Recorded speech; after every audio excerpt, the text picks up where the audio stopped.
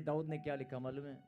बोलता है, परमेश्वर आपकी पवित्र वेदी, जहां मैं आपकी महिमा करने, आपकी आराधना करने, आपकी भक्ति करने के लिए जहां पर मैं जाता हूं, जिस मंदिर में, पवित्र वेदी, बोलता है आपकी पवित्र वेदी अति आनंद का कुंड है। क्या कहते हैं? अति आनंद का कुंड है। खुदा के कलाम में लिखा है कि परमेश्वर की पवित्र वेदी अति आनंद का कुंड है। अति, अनलिमिटेड, असीमित, कोई सीमा नहीं है। उस कुंड में से जितना निकाल सकते हो निकाल लो। आप भी पवित्र वेदी के सामने मौजूद हैं। इस पवित्र वेदी में आनंद का कुंड परमेश्वर ने ठहराया है। क्यों? क्योंकि वो आपको आनंदित देखना चाहता है। वो आपको 24 आवर, 24 घंटे मुस्कुराता हुआ आनंदित देखना चाहता है। जैसे आप अपने बच्चों को, अपने परिवार को आनंद के साथ देखना चाहते हैं, खुशियों के साथ बढ़ते हुए देखना चाहते हैं, परमेश्वर भी आपको बढ़ते हुए, मुस्कुराते हुए देखना चाहते हैं। क्या हालेलुया।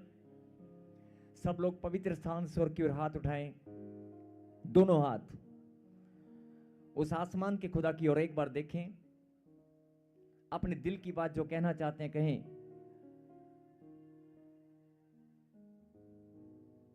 अपने मन की बात जो भी आप कहना चाहते हैं कि परमेश्वर आपका बलवंत हाथ हमारे ऊपर है।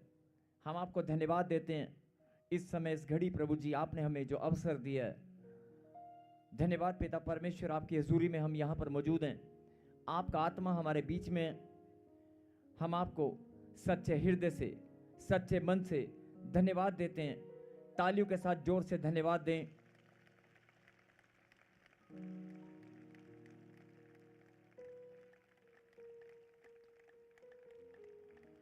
और मैं चाहता हूं कि आज प्रभु के वचन में जाने से पहले, प्रभु के कलाम में जो परमेश्वर ने हमें भेजा है,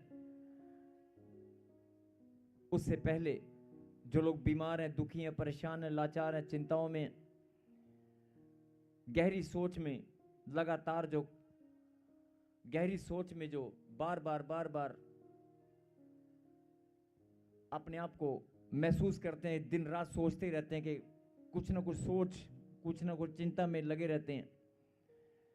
और खास तौर पे अपने कामों के बारे में कि मेरा काम कब बनेगा, मेरा ये कब बनेगा, मेरा वो कब बनेगा। ऐसे बहुत सारे परिवार, बहुत सारी बहनें दिन रात चिंता में, चिंता नहीं होती लेकिन दिन रात कुछ ना कुछ सोचते रहते हैं। व्यर्थ की चिंता, व्यर्थ की सोच।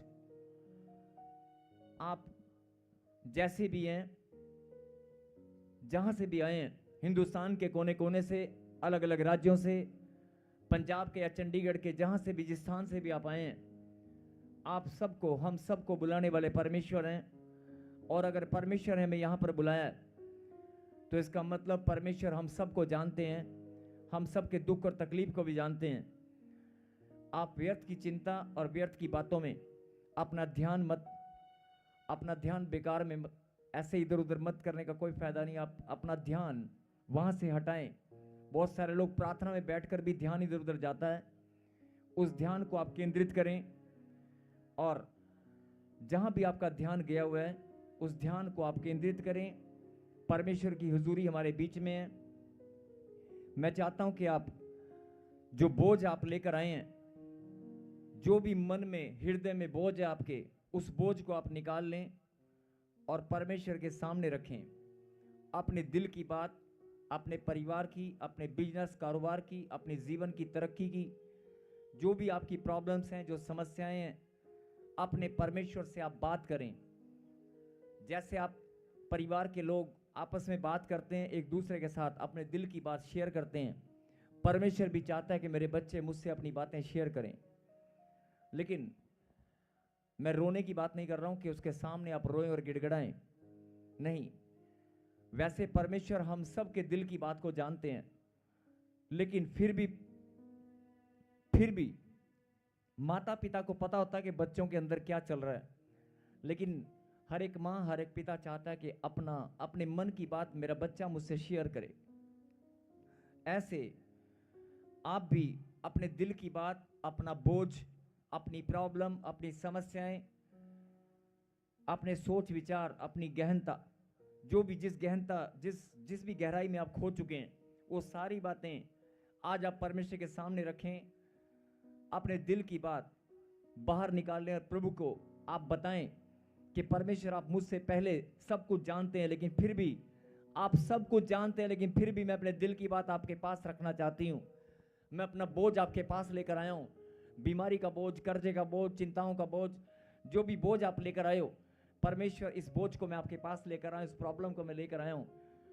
और आप ही केवल सबके बोझ को उठाकर हल्का करने वाले परमेश्वर हैं। मैं भी अपना बोझ, अपनी समस्या, अपनी प्रॉब्लम आज मैं साथ लेकर नहीं जाऊंगा। मैं आपके चरणों में इस प्रॉब्लम को रख कर ही जाऊंगा। बात करें परमेश्वर से, अपनी आंखें बंद करें, मन से, दिल से, प्लीज कोई बातचीत ना करे। 30 सेकंड, 1 मिनट अपने दिल